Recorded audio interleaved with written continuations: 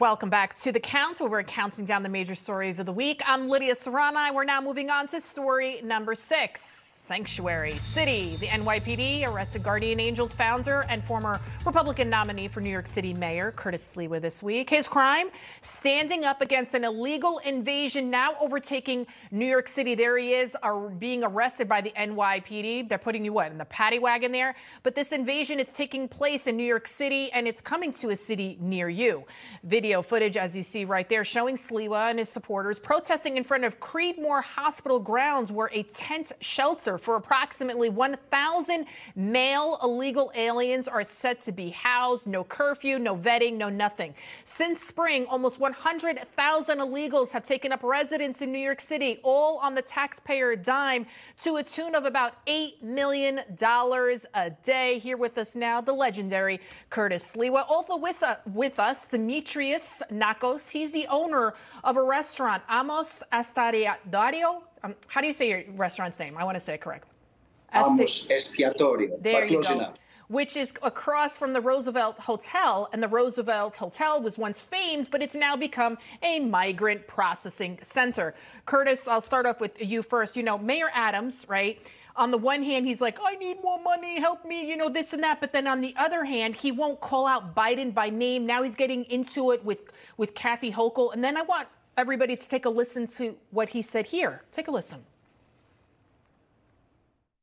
I'm Gandhi-like. I think like Gandhi. I act like Gandhi. I want to be like Gandhi. So first he was Jesus Christ. Now he's Gandhi. Has this guy lost his mind? What's going on? Let me remind Eric Adams, obviously didn't do well in history. Gandhi wore diapers, not $5,000 customized suits. Gandhi, like, he is not. And by the way, he's left for a week. He's gone to Israel in the midst of this crisis. And you say, you're abandoning ship. Every day 5 buses come in from Texas. Every day they go to the Roosevelt Hotel to be processed. Every day they're being outsourced to other locations. In fact, I got arrested for the 78th time. My best arrest outside of Creedmoor. Make that a better arrest tomorrow, 79, as we occupy Staten Island. They cleared out a senior citizen home, kicked all the seniors out. The greatest generation, right? World War II generation, to make way for migrants. We're saying, hell no. We're chaining ourselves to that facility. They had Occupy Wall Street.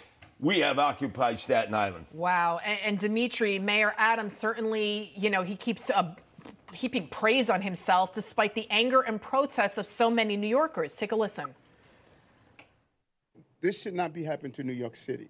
And the residents are frustrated. They're angry. And, you know, they have a right to be. With the governor's letter, you know, first of all, I thank her for giving her analysis over this extremely difficult time. One thing no one is stating that we didn't do. We've housed 100,000 people. Unlike any other city, no child and family slept on our streets. I think people need to really understand that.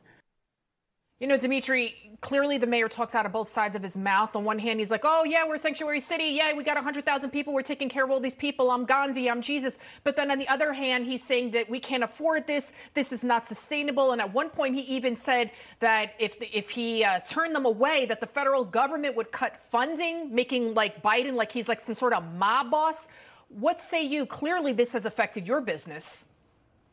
All I can say is I can afford to pay the rent for August, because of what's going on across the street unfortunately, in the center of the world, in the financial center of New York City, exactly what you're showing right now. It was going on for 2 weeks.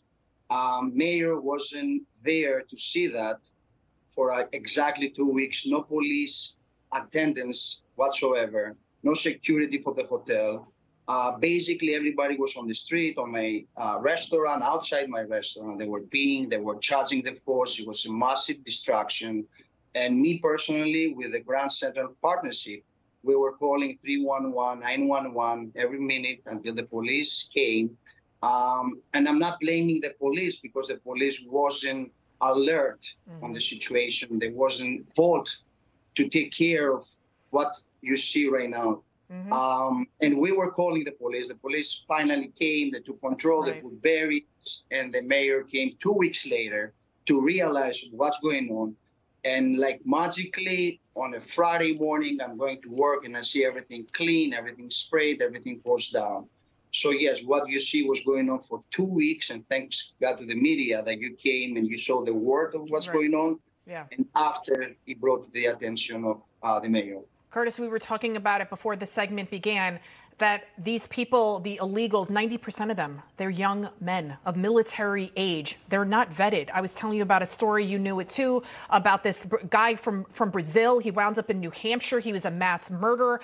That's what people are protesting. They don't want 1,000 men, young men, just like, and we don't know who they are, setting up camp in the middle of a residential area. And also, you look at Erie County.